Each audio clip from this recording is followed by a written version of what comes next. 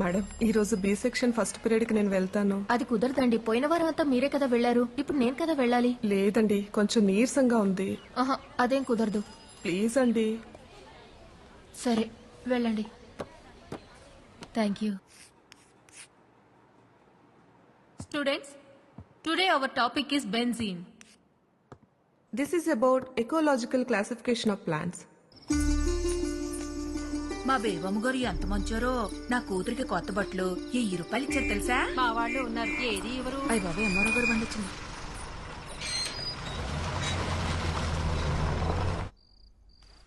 రాయనం గారు, రాయనం గారు.